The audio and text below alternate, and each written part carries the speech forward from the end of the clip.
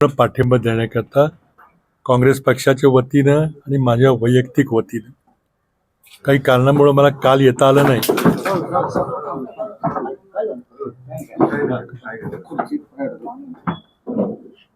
परंतु या वयात देखील आदरणीय बाबा आढाव यांनी लोकशाही वाचवण्याकरता जे काल आत्मक्लेश आंदोलन केलं, उपोषण केलं, त्याची नोंद संबंध देशात घेतली गेलेली आहे.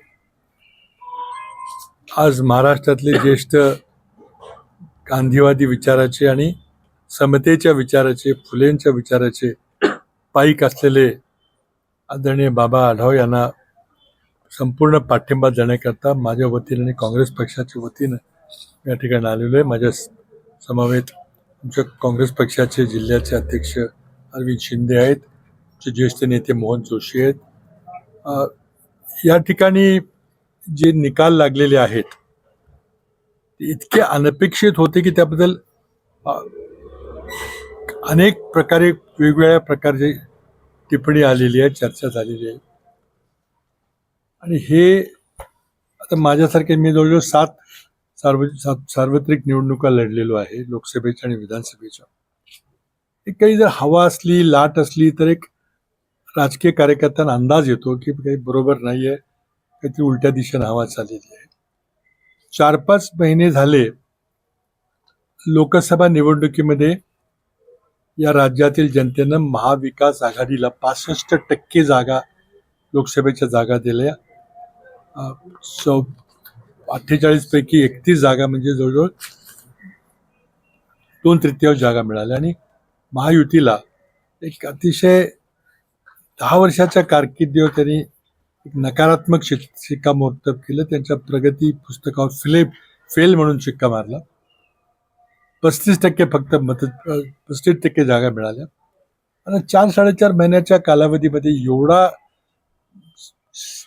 इतका मोठा बदल होईल हे असं काही कुठं आपल्या राजकीय विश्लेषणामध्ये कुठं आपल्याला दिसत नाही. एक मी सांगितल्याप्रमाणे आपल्याला अंदाज येतो, जे लोक निवडणूक लढवतात त्यांना माहिती असतं की काहीतरी चुकतंय वगैरे. प्रत्येकाला पूर्ण आत्मविश्वास होता की इथं महाराष्ट्रामध्ये 10 वर्षानंतर सत्ता बदल होणार आहे. कारण महागाई, बेरोजगारी, शेतकऱ्यांचे प्रश्न, संविधानाला झालेला धोका निर्माण झालेला आणि भ्रष्टाचार, विशेषतः आमदारांच्या पक्षांतरांच्या मुळे 50-50 खोकी घेऊन जो विषय झाला महाराष्ट्रामध्ये, तिथं काहीच याचा परिणाम झाला नाही. आणि ज्या मुद्द्यावर महाराष्ट्रातल्या जनतेनं महायुतीच्या विरोधी मतदान केलं तेच लोक 3-4 महिन्यामध्ये इतके उलट मतदान करतील, याला विश्वास बसणं अवघड आहे. आज काँग्रेस पक्षाच्या वतीनं निवडणूक आयोगाकडे काही मुद्दे घेऊन आम्ही जाणार आहोत असं त्या ठिकाणी. पण माझं यामध्ये स्पष्ट म्हणणं आहे की निवडणूक आयोग ही एक घटनात्मक स्वायत्त संस्था आहे आणि या देशामध्ये मुक्त वातावरणामध्ये फ्री अँड फेअर निवडणुका घेण्याची त्यांची सार्वत्रिक जबाबदारी आहे. पण या वर्षाच्या सुरुवातीला जेव्हा नरेंद्र मोदींनी निवडणूक आयुक्त निवडायचा कायदाच बदलला आणि ते स्वायत्त निवडणूक आयुक्त निवडले जावे, त्याकरता सरन्यायाधीश, विरोधी पक्ष नेते आणि पंतप्रधान यांची जी समिती होती ती बदलली आणि सत्ताधारी पक्षाचे 2 मंत्री, पंतप्रधान आणि 1 मंत्री, म्हणजे पंतप्रधान आणि अमित शहा, दोघांच्याच विचारानं निवडणूक आयुक्त निवडले जातील असा संसदेमध्ये कायदा पास करून घेतला. आणि त्या कायद्याच्या अनुसार नवीन निवडणूक आयुक्त आणि निवडणूक आयोग निवडला गेला. त्यावेळेलाच आम्हाला सर्वांना शंका होती की या निवडणुका काही मुक्त वातावरणात, फ्री अँड फेअर वातावरणात होणार नाहीत. आणि संबंध निवडणुकीच्या आपण कार्यकालात पाहिलं तर पैशाचा वापर, सत्तेचा गैरवापर, जी भाषणं नरेंद्र मोदींनी केली त्याच्यापेक्षा कमी तीव्रतेची भाषणं जेव्हा बाळासाहेब ठाकरे यांनी केली होती त्यांना 5-6 वर्षाकरता निलंबित केलं गेलं होतं. भडके अगदी द्वेष पसरवणारी भाषणं मग योगी आदित्यनाथचे असतील, नरेंद्र मोदींचे असतील, आणि निवडणूक आयोग अगदी संथपणे काहीच झालेलंच नाही आणि आपला काही विषयच नाही अशा प्रकारे काम करत होता. आणि त्यामुळे या निवडणुकीच्या स्वायत्ततेबद्दल, फ्री अँड फेअर असल्याबद्दल जनतेच्या मनामध्ये प्रचंड मोठा एक शंका निर्माण झालेली आहे. अनेकांनी अनेक मुद्दे उपस्थित केलेले आहेत. मला वाटतं की आज निवडणूक आयोगाची आणि सरकारची प्राथमिक जबाबदारी आहे की या प्रक्रियेमध्ये जनतेचा विश्वास असला पाहिजे. आज इलेक्ट्रॉनिक वोटिंग मशीनमध्ये आणि या सगळ्या प्रक्रियेमध्ये जनतेचा विश्वास राहिलेला नाही आणि त्यामुळं काँग्रेस पक्षाने मागणी केलेली आहे, अनेकांनी मागणी केली की पुन्हा आपण पेपर बॅलेटकडे गेलं पाहिजे. आणि ही निवडणूक तर झालेली आहे, पण अजूनही या निवडणुकीमध्ये सुप्रीम कोर्टाच्या निर्णयामुळं काही पेट्या तपासायची परवानगी आहे, पण त्यामध्ये मला वाटतं त्यातून काही निष्पन्न होणार नाही. कारण माझ्या माहितीप्रमाणे ज्या पेट्या निवडल्या जातील त्यातले सगळे इलेक्ट्रॉनिक्सचा डेटा पुसला जाईल, म्हणजे पुरावा सगळा नष्ट केला जाईल आणि नंतर त्याच्यामध्ये मॉक पोल घेऊन मग ते मशीनमध्ये काही खराबी आहे की पाहिलं जाईल. त्यामुळं जर काही लबाडी केली असेल तर ती पकडली जाणार नाही.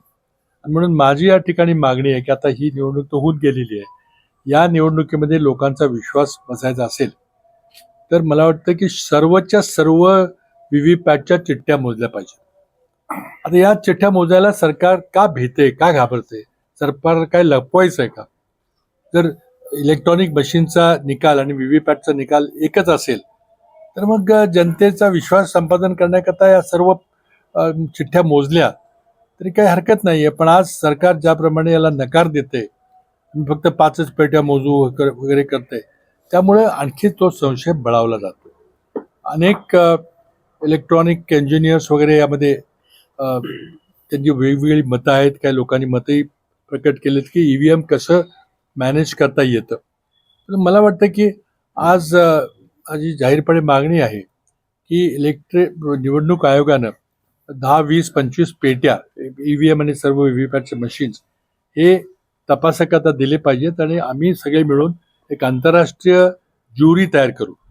आम्ही भारतातले असेल किंवा काँग्रेस पक्षाचे किंवा कुठल्या पक्षाचे असं नव्हे, आंतरराष्ट्रीय मान्यताप्रत जे भारतीय आहेत, आंतरराष्ट्रीय भारतीय नसले तरी, कारण भारताच्या लोकसभेमध्ये सगळ्या जगाचा इंटरेस्ट आहे. आज सर्वात मोठी लोकसंख्या असलेला आपला देश आहे आणि या देशातली लोकशाही ही मजबूत झाली पाहिजे असं प्रत्येक देशाच्या नागरिकाला वाटतं, जगातल्या नागरिकांना वाटतं. आणि त्यामुळं भारतातली लोकशाही हे फक्त भारतीयांचा विषय आता राहिलेला नाही, सगळ्या जगाच्या इकडे लक्ष चाललेलं आहे की खरंच इथं पारदर्शकपणे निवडणुका झाल्यात का नाही. त्यामुळं माझ्या 2 मागण्या आहेत. एक तर तुम्ही ही निवडणूक जर खरंच पारदर्शकपणे झाली असं दाखवायचं असलं 100% व्हीव्हीपॅट मोजा. काही वेळ लागेल, थोडा खर्च येईल, काही बिघडत नाही. आणि दुसरं एक 10-20 मशीन, अजूनपर्यंत कधीही विरोधी पक्षाच्या लोकांना मशीन हातात कोणी दिलं गेलं नाही. नुसतं मशीन हातात मिळून चालणार नाही, त्याचं इलेक्ट्रॉनिक सर्किट मिळालं पाहिजे. त्याची जी मेन कम्प्युटर चिप आहे त्यामध्ये जो सोर्स कोड आहे तो सोर्स कोड जाहीर केला पाहिजे आणि तो सोर्स कोडमध्ये काही वर्म किंवा काही गुप्त कोड लिहिलाय का की ज्यातून काही बाहेरून सूचना देऊन निवडणुकीचे निकाल बदलता येतील याची खात्री झाल्याशिवाय आणि ती सुद्धा आंतरराष्ट्रीय ज्युरीकडून झाल्याशिवाय, आंतरराष्ट्रीय इलेक्ट्रॉनिक तज्ज्ञांच्याकडून माहिती झाल्याशिवाय मला वाटतं या प्रक्रियेवर विश्वास बसणार नाही. जर इलेक्ट्रॉनिक जर निवडणूक आयोगाला ते करायचं नसेल तर आमची मागणी आहे की मग ते सरळ तुम्ही जुनी बॅलेट पेपरची व्यवस्था एक्सेप्ट करा. कारण आज या देशाची लोकशाही वाचवायची असेल तर या निवडणूक प्रक्रियेमध्ये 100% हा जनतेचा विश्वास असला पाहिजे, जो आज नाही आहे. त्याच्या विरोधात बाबांनी जे आंदोलन केलं त्यांना सर्व महाराष्ट्राची जनता साधुवाद देते, धन्यवाद देते. त्या वयात सुद्धा त्यांनी आज लोकशाही आणि समतेचं वातावरण राज्यात निर्माण व्हावं, लोकशाही पद्धतीनं हा देशाची वाटचाल चालावी याकरता हे प्रचंड मोठं आत्मक्लेश आंदोलन, आत्मक्लेश उपोषण केलेलं आहे. त्यांना माझ्या पक्षाच्या वतीनं, माझ्या वतीनं आणि तसं बघितलं तर सर्व महाराष्ट्राच्या जनतेच्या वतीनं त्यांना मी धन्यवाद देतो. आणि सर्वांनी महाराष्ट्रातल्या जनतेने बाबांच्या मागं गंभीरपणे उभं राहून या व्यवस्थेमध्ये सगळ्या लोकांचा विश्वास कसा संपादन होईल ही व्यवस्था पारदर्शक कशी असेल याकरता आपल्याला प्रयत्न करावे लागतील.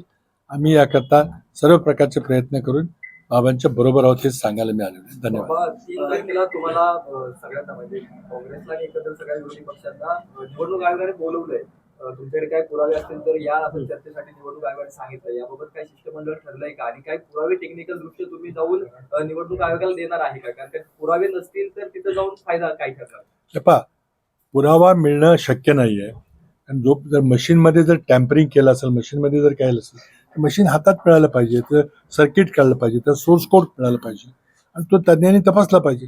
ते केलं नाही तर लांबून मशीनकडे बघून आम्ही काय पुरावा देणार आहे? आता आमच्याकडे एम्पेरिकल पुरावा आहे. म्हणजे प्रत्येक मतदारात जे काही झालेलं आहे. आज राष्ट्रवादी काँग्रेस शरद पवारांचं पाहिलं तर त्यांनी लोकसभेला 10 जागा लढल्या, त्यातल्या 8 निवडून आल्या. आता 85 पैकी त्यांच्या फक्त 10 जागा येतात. म्हणजे इतका महाराष्ट्रामध्ये बदल झाला तुम्ही तरी पाहिलाय का? त्यामुळे पुरावा मागणं हे सगळं फ्रॉड आहे. माझं मागणं स्पष्ट मागणं आहे. तर पार्टी काय भूमिका घेईल मला माहिती नाही, मी अजून चर्चा नाही केलेली. पार्टी योग्य ती भूमिका घेईल, पण माझी साधी भूमिका आहे. आज व्हीव्हीपॅटच्या चिठ्ठ्या छापून तिथं बॉक्समध्ये पडलेले आहेत. तुम्ही सगळ्या मोजा ना. काय थोडा खर्च येईल, काय बिघडलं तुम्हाला? लोकांचा विश्वास तरी बसेल. इलेक्ट्रॉनिक ईव्हीएम मध्ये जे आकडा निघाला तोच आकडा आज व्हीव्हीपॅटमध्ये कागदावर छापलेला आहे. हे तुम्हाला न करायला का कशाची भीती आहे तुम्हाला? काय लपवायचं तुम्हाला? आणि दुसरी माझी मागणी आहे की तुम्ही आंतरराष्ट्रीय ज्युरी आम्ही तयार करतो, तुम्ही निवडा माणसं, ते 10 मशीन त्यांना द्या आणि त्यांना सर्किट द्या, त्यांना तपासू द्या. त्यांनी शिक्कामोर्तब करतो की यामध्ये काही फ्रॉड नाही आहे, काही वर्म त्याला म्हणतात ते सॉफ्टवेअर लँग्वेजमध्ये, असं काहीतरी छुपं सॉफ्टवेअर नाही आहे की त्यातून बाहेरून एखादा कोड पाठवला की त्यातून सगळे बदल होते. पण बाबा निवडणूक आयोगाच्या समोर जायला तुम्हाला काहीतरी ठोस पाहिजे. आता म्हणूनच साहेब आम्ही निवडणूक आयोगाकडे मागणी केली, तो आमचा हक्क आहे. निवडणूक आयोगाने आम्हाला बोलवलंय. आता बोलून काय करणार मला समजत नाही. कारण जोपर्यंत मशीनची तपासणी पूर्वपणे तज्ज्ञांच्याकडून होत नाही आणि त्यामध्ये काही लपवलेलं सॉफ्टवेअर नाहीये, त्याचा विश्वास कसा बसतात? ही निवडणूक आयोगाची जबाबदारी की त्यांनी मला पटवून दिलं पाहिजे. बाबा, महाविकास आघाडीच्या नेत्यांकडून माझं दुसरे जे माझं मागणं आहे की तुम्ही सगळ्या पीव्हीएपच्या चिठ्ठ्या तपास बोजा ना. त्यात काय अडचण आहे? फक्त खर्चात येईल ना. आता काय निकाल तर लागलेला आहे. उद्या 2-3 दिवसात मुख्यमंत्री कोणतरी तिथं बसतील खुर्चीवर. तुम्हाला विश्वास संपादन करण्याला सगळ्या चिठ्ठ्या मोजून निवडणूक आयोगानं आपल्या प्रक्रिया ही पारदर्शक आहे दाखवायला काय अडचण आहे? का दाखवत नाही असं वाटतं? तर तुम्ही त्याचं उत्तर, तुम्हाला साफ उत्तर आहे. त्यांना काहीतरी लपवायचं, काय असेल बाबा? त्यांना काहीतरी लपवायचं आहेच उत्तर आहे. शेवटच्या 2 तासाचं नेमकं गणित काय? ते नाही, ते शेवटच्या 2 तासाचं गणिताचं मला तो विषय समजलेला नाही, किंवा मला जो समजलाय त्यातून मला वाटतं की तो एवढा महत्वाचा विषय नाही असं मला. नाही, मतदान एकदम आकडा वाढला 7 शेवटच्या 2 तासात मतदानाचा आकडा का वाढला असा शंका तुम्ही उपस्थित केली नाही, आमच्या पक्षाने केली आहे, पण मला तो विषय मला माहिती नाही की अशी कशामुळे केली काय. एकट्याला धरून असं आहे ना, जर 7% जरी मतदान म्हटलं ना, जी आकडेवारी वाढली आहे, उद्धव ठाकरेंनी आणि तुमच्या पक्षाने देखील तो मुद्दा उचललाय की सगळ्या बूथवरती 1000 पेक्षा जास्त मतदार शेवटच्या 2 तासात पोहोचले पाहिजे. हे गणित कसं जुळेल? की ह्या विषय मी चर्चा केलेला नाही आणि त्यामध्ये मी नंतर काही खासगी लोकांशी बोलतो काय विषय तो नको. मला आमच्या पक्षाने काही भूमिका घेतलेली आहे, मला त्याची काय भूमिका घेतली मला जाणीव नाही. मी जे उपोषण केलंय, मुद्दाम थांबतो मी, तुम्ही त्यांना विचारत आहे, पण मी उपोषण केलंय त्यामध्ये हा मुद्दा मी मुद्दाम सांगितलेला आहे की तुम्ही पत्रकार आहात. मी 52 सालापासून निवडणुका पाहत आलेलो आहे. या वेळेला जो पैशाचा अत्यंत वापर केला गेला एवढा मी कधी पाहिला नाही. खाजगी पाहत असे ऐकत असे मी, पण शासकीय पातळीवर पैशांचा एवढा वापर होणं आणि ऐन वेळेला भाऊ बेटीचं नाटक होणं आणि त्याचं कौतुक करणं, काही त्या सगळं चालणं, मला हे अजब वाटतं. त्यापेक्षाही दुसरा अतिशय मुद्दा जो अजूनही पत्रकार सगळे गप्प का भेटणार मंडळी याच्यावर बोलायला तयार नाहीये. या निवडणुका आणि अमेरिकेच्या कोर्टामध्ये अदानींचा जे पकड वॉरंट काढलं गेलं, त्यानंतर एकदम सगळं पालटं, एकदम बदललं. इकडे ते आले, धावत पळत आले. काय केलं की कुठल्याही परिस्थितीत त्यांच्या विरोधात इथलं मतदान जाऊ नये. उलट इथला सूर बदलायला सुरुवात झाली की देशी भांडवलदारांना संरक्षण देण्याचं काम केले गेले पाहिजे. हा आता आजही ते पत्रकारांच्या मध्ये आलेले आहे. पवारराव दोन्हीकडे आलेले तिकडे त्याच्यात पाहिलं असेल तर ही गोष्ट माझ्या पिढीला जास्त राहवली. निवडणुकीतला तांत्रिक दोष वगैरे हा माझ्या दृष्टीने त्या प्रश्नाच्या दृष्टीने दुय्यम आहे मी मानतो. म्युन्सिपालिटीच्या निवडणुकीत सुद्धा असं होतं की शेवटच्या तासाला जो घेतात का पैशाची वाट बघत बसलेले लोक आहेत ते जर थांबतात. हे काही याला फार मोठं काही हे आहे असं नव्हे. प्रश्न असा आहे परकीय हस्तक्षेप झाला की नाही. एकदम ते आले आणि एकदम बदललं सगळं चित्र.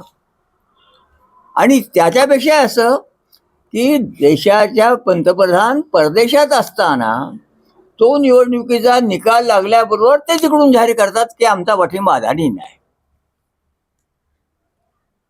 आता हे कसं काय घडतं. आणि तेच पंतप्रधान पार्लमेंटमध्ये शब्द याच्यावर बोलू देत नाहीयेत. तुम्ही लोकसभेत होतात आवाज कोणत्या विषयावर चालतात ते ठरवणार का म्हणून. तुम्हा पत्रकारांना मी विचारेन तुम्ही काही दररोज यांना विचारताय तुमच्याशी ते बोलायला सुद्धा तयार नाही आहेत आणि याच्याबद्दल वर्षरोटली सगळी केली तर निवडणुकीच्या उद्यात पण तुम्ही का कापू बसलेला आहात. आपल्याला जो घटनेने हक्क दिलेला आहे की मी या देशाचा नागरिक आहे मला सगळं कळलं पाहिजे काय ते कळलं पाहिजे. आता सुद्धा एक गॉसिपिंग ह्या तुम्ही विचारताय की ते कसं सिद्ध करणार. ठीक आहे मी म्हणतो ठीक आहे मुद्दा तू माझ्याशी तुम्ही जरी असतात तरी माझं म्हणणं विरोधी पक्षाची जबाबदारी मी कबूल करतो. पण मी गेलो ना मतदानाला माझं वय लक्षात घेताना मला दिसत नव्हतं. मला माहिती आहे त्या अंधारामध्ये माझ्या बायकोने मला सांगितलं अहो तो तुमचा असा हात नका मोठा असा ना हात करू नका बोट पुढं करा का दुसरी बोटं दुसरीकडे लागली तर वेगळे होण्याचा धोका आहे.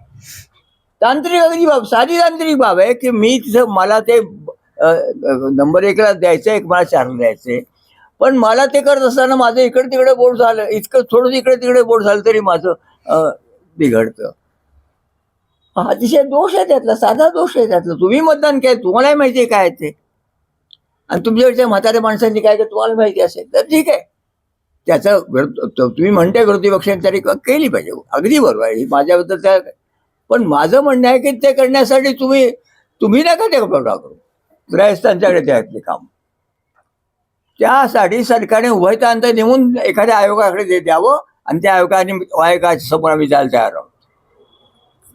ते न करता सरकार सगळी नाटकं करणार निवडणूक आयोगाला गुंडाळून ठेवणार आणि नंतर आम्हाला सांगणार तुम्ही यान बोला म्हणजे काय निर्णय लागणार आहे. हे अरुण होणार आहे. तेव्हा त्या मुद्द्याच्याबद्दल माझं म्हणणं आहे. मला मुद्दाम सांगायचं की हे स्वतः पीएमओच्या ऑफिसमध्ये होते. अशा तऱ्हेचा परकीय हस्तक्षेप निवडणुकांच्या यापूर्वी कधी झाला आणि आता झाला असताना त्याबद्दल इथली पत्रकारिता सुद्धा काय आता आज सूर लागलेत देशी भांडवलदारांना पाठिंबा द्या. पण देशी भांडवलदारांनी स्वतःच्या बाहेरच्या इथल्या लोकशाहीचा गाळा घोटला तरी चालेल. हे अजब आहे सगळं तंत्र. इथली लोकशाही जिवंत ठेवून सगळं करायचं आहे ना. पण असं सरळ लिहिलंय की देशी भांडवलदारांना हे करा किती हे करतात ते त्याचं काय करतात. अरे वा. पण मग देशी भांडवलांनी किती शोषण केलं तर चालेल त्याच्या त्यांचं नाव घेऊन. मी ज्या वर्गामध्ये काम करतो आयुष्यभर तुम्ही भाऊबेटीची गोष्ट बोलता म्हाताऱ्यांना पेन्शन का देत नाही. यांच्या काही पीएमओच्या मध्ये असताना तिथे असताना यांना विचारलं आम्ही तिथं काय अरुणा राव यांना आम्ही सगळे गेले असताना आम्ही काय सांगत होतो. वर इथून पायी मोर्चा घेऊन गेलो तिकडे गेलो कशासाठी पेन्शन मिळालं पाहिजे प्रत्येकाला आणि कामगार म्हणून मला कार्ड मिळालं पाहिजे. मी देशात शेतमजूर असेल तर मोलकटे असेल पण मला माझं उतारवय जाता आलं पाहिजे. उतारवायचे तुम्ही काय किंमत केली. 65 वर्षाच्या आतल्या बाईला काही दिलं नाही. द्यावं असं मी म्हणत नाही पण आता काय केलं मतांचा स्वार्थ ठेवून तुम्ही सगळं ते केलं. तुम्ही लोकांना हक्क द्यायसाठी नाही केलं. लोकांचे उपकार केल्याची भावना तुम्ही दाखवतात. ही संतापाची गोष्ट आहे. तुम्ही पत्रकार विचारणार 65च्या पुढच्या बाईला काहीही नाही जिला पेन्शनची गरज आहे त्या पेन्शनबद्दल शब्द नाही. हे साक्षीदार आहेत. आम्ही दिल्लीमध्ये अरुणा रॉय आम्ही सगळी मंडळी जे होता तो यांना विचारा ना केवढी हारागिरी करावं इथून पायी मोर्चे घेऊन गेलो ना आम्ही की या देशातल्या माणसांना मताचा अधिकार आहे, पण पद कुठे? मत आहे पण पद नाही ना. ती पद द्यायची असेल तर आम्हाला कामगार म्हणून, आम्हाला वर्कर म्हणून जे असेल ते आम्हाला सर्टिफिकेट द्या, दाखले द्या, काय द्यायचं ते करा, आणि त्यासाठी काही संरक्षण द्या, आणि आम्हाला म्हातारपणी पेन्शन द्या. पेन्शन कॉन्ट्रीब्युटरी द्यायची का सरळ द्यायची, या वादातच ते गेलं. आणि आता तुम्ही दिवाळीच्या निमित्ताने करता, तो हा एक मुद्दा आहे. माझं म्हणणं आहे त्याचा माझ्यासारख्या पिढीला त्याची संताप वाटतो. सरकार असं उपकार करण्याची भावनेने कसं काय वागतं? जनतेचे सेवक असल्याच्या भावनेने वागायच्या ऐवजी काहीतरी आम्ही उपकार तुमच्यावर करतो ना डऊ दाखवणं, ही अत्यंत निषेधार्ह बाब आहे, असं माझं म्हणणं आहे. किंवा पत्रकारांच्या बद्दल मला सांगायचंय, तुमच्याशी पंतप्रधान बोलत नाहीयेत, पण आपण म्हणजे पार्लमेंटवर त्यांनी आता ते सांगतील त्याच विषयावर चर्चा होणार, नाही तर ते हजर देखील राहणार नाहीत, परवा करत नाहीत. त्याने ह्याच्या काय परिस्थिती विचार, पंतप्रधान हजर राहत नाहीत. तेव्हा मी काय सांगतोय, माझ्यासारख्या माणसाला वाटतं राजा हो रात्र वेड्याची सावध राहा, हा माझ्या अंतःकरणाला पुकार आहे, म्हणून मी बसतो उपवासाला. आता तुम्ही मला सांगायला आलात, माझं वय लक्षात घेऊन, पण मी उलट म्हणेन, या देशातल्या ज्या राजकीय पक्षांचा लोकशाहीवर विश्वास आहे त्याने केवळ आता ह्या सरकारच्या वादविवादात लढ्यात जाऊ नये, यांना घालवण्यासाठी काय करायचं ते बद्दल विचार केला पाहिजे. कारण हे फक्त त्या मतदानाच्या पेढेपुरतं नाहीये. जे तत्वज्ञान घेऊन हा पक्ष राज्यावर आलेला आहे, त्या तत्वज्ञानाचं काय, राष्ट्रीय स्वयंसेवक संघाचं काय म्हणणं आहे, एक नेता एक पक्ष, आवाज नाही, जरूरच नाही विरोधी पक्षांची. कल्याणकारी राज्यामध्ये सरकारने जेवढं सहाय्य करते तेवढं करा, बाकीचं बोलायचं नाही. आणि आमचे पंतप्रधान जगात जिंडत बसतात, देवानेच त्यांना पाठवले, काय त्याला काय करायचं, अनिवासी असू द्या. मी विशेषात नाही त्याचं काही माझं म्हणणं नाही. तेव्हा मला उलट वाटतं, हे तात्पुरते प्रश्न तर हे आहेतच, पण मूलभूत प्रश्न आहे की जो या देशाच्या जडणघडणीचा आराखडा आम्ही स्वातंत्र्योत्तरून केला, तो अजेंडा नाही. हिंदू मुस्लिम हिंदुत्वाचा प्रश्न काढायचा, आणि हिंदुत्व सुद्धा कसं मुसलमान देशाचाच काढलं पाहिजे.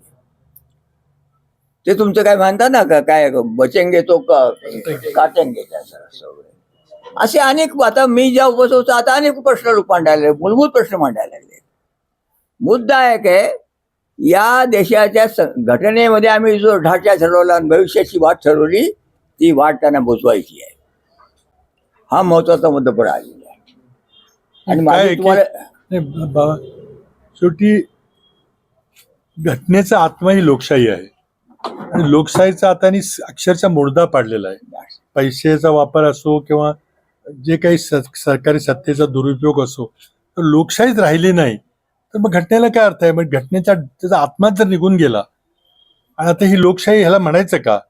ज्याप्रमाणे पैशाचा वापर केल्याचा उल्लेख बाबांनी केला, तर मी स्वतः पाहिलेला आहे निवडणुकीमध्ये, किंवा सत्तेचा गैरवापर केला. पैसे अक्षरशः पोलिसांच्या गाड्यातून इकडून तिकडून पोचवले गेले, सगळ्या सत्तेचा गैरवापर केला गेला.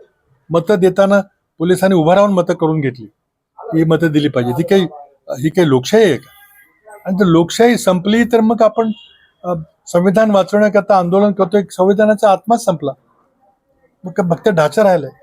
आणि निवडणूक आयोगासारखे कायदे बदलून तुम्ही सगळे वन साइडेड निवडणूक आयुक्त नेमणार आणि त्याच्याकडून पाहिजे ते करून घेणार. याला अत्यंत तीव्र निषेध आमचा आहे. पण आज जन आंदोलन जर उभं राहिलं नाही तर असंच रेटून येतील, आणि दुर्दैवाने पत्रकार बंधूपणाचं विश्लेषण करायला लागले की इथं असं झालं, तिथं याच्यामुळे झालं, त्याच्यामुळे झालं. मूलभूत जर इलेक्ट्रॉनिक मशीन्समध्ये काही जर विश्वास नसेल लोकांचा, तर मला वाटतं की निवडणूक आयोगाची प्राथमिक जबाबदारी आहे की ती निवडणूक प्रक्रिया बदलली पाहिजे. ज्या प्रक्रियेमध्ये लोकांचा विश्वास आहे ती प्रक्रिया अंमलात आणून निवडणुका घेतल्या पाहिजे. अन्यथा आमचं समाधान करा, ही जबाबदारी निवडणूक आयोगाची, आमची नाही. तर आम्हाला तिथं बोलणार, लांबून दाखवणार की इथं तुम्ही हे बघा, यात काही दोष आहे का, पुरावा द्या. कसा पुरावा देणार? इलेक्ट्रॉनिक मशीन आहे, कागदाचं कसं असतं की तुम्ही 10 वर्ष ते कागदाच्या पेट्या ठेवू शकता, पुरावा बदलता येत नाही. तिथे एक बटन दाबले की सगळा डेटा इरेज होऊ शकतो, बदलता येऊ शकतो डेटा. त्यामुळे आमचा विश्वास राहिलेला नाही प्रक्रियेवर. आज सर्व तज्ज्ञ महाराष्ट्रातले जे विश्लेषक आहेत, इम्पेरिकल डेटा सांगतो की हे शक्य नाहीये. फार मोठ्या प्रमाणात मतं इकडची तिकडे गेल्यासारखा एक आभास होतोय. उमेदवारांनी पैसे भरले फेरमत मोजणीसाठी, पण त्याच्यात सांगितलं असं जातं की कोर्टाचा आदेश लागतो तर व्हीव्हीपॅट तपासणी जास्त. पण अशा सगळ्या परिस्थितीत त्यातही 5% व्हीव्हीपॅट तुम्हाला मोजायला देणार आहे.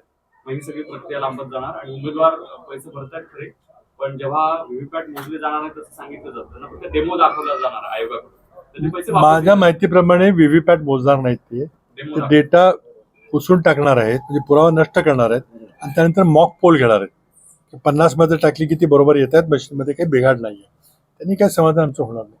बाबा एक प्रश्न म्हणजे सोडला. व्हीव्हीपॅटच मोजले जावे त्याच्यासाठी पुढे आता काय ते पाऊल मी उचलण्याची तीच मागणी करतोय की 100%, 5% नाही, 100% मोजायला तुमची काय अडचण आहे. शेवटी आपल्याला प्रक्रियेमध्ये विश्वास निर्माण करायचा आहे ना. एकदा विश्वास निर्माण झाला तर सगळे मान्य करतील.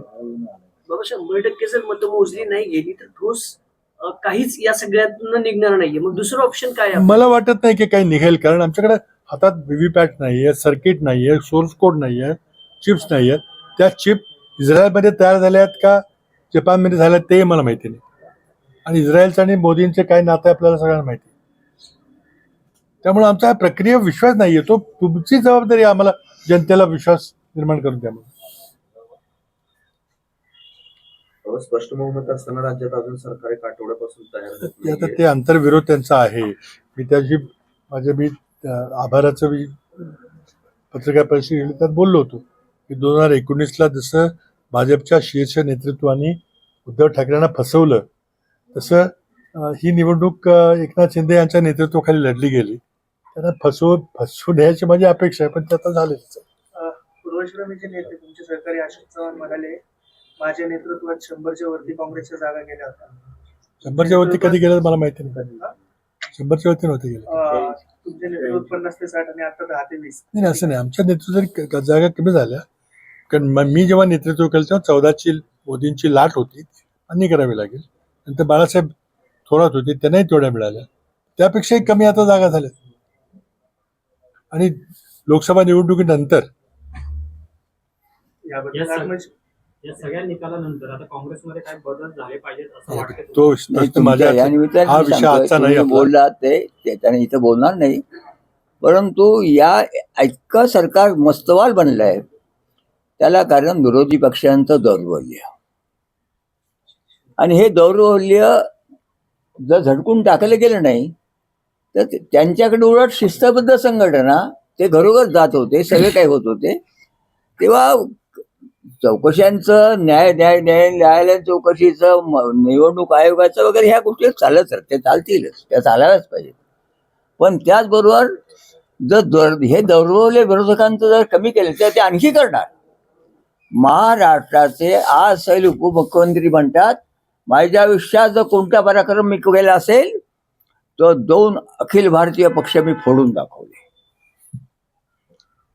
हे ते स्वतः बोललेत. आणि ते कसे राज्य उचलून टाकलीस कम्प्लीट. त्यात आणि कुठून पैसे आणलेत आणि वृत्तपत्र सुद्धा कुठून पैसे आणले होते एवढे सगळे.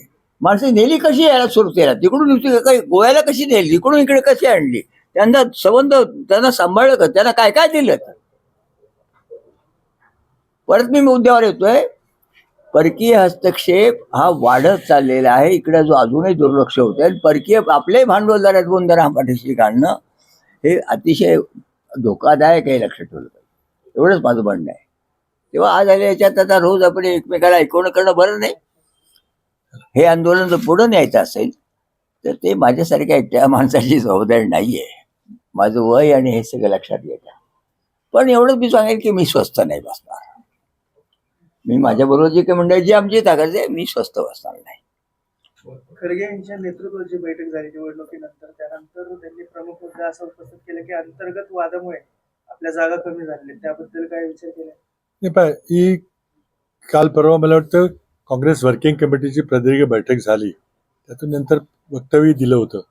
काय चर्चा झाली मला माहिती नाही, त्यामुळे वर्तमानपत्राच्या बातम्या. तेव्हा मी बरं सांग मला दिल्लीहून फोडतात आंदोलन. बाबा, एक प्रश्न पण होतं कसं, अण्णासाहेबांचं भ्रष्टाचाराचं आंदोलन आम्ही सुरू केलं, नंतर बोलू. ते गाजलं. थँक्यू. पण कुठलंही आंदोलन गुंडाळची ताकद असते, तेव्हा जास्त न बोलता मी उत्तर देतो. मी धन्यवाद देतो तुम्हाला आल्याबद्दल. आमचं कर्तव्यच आहे.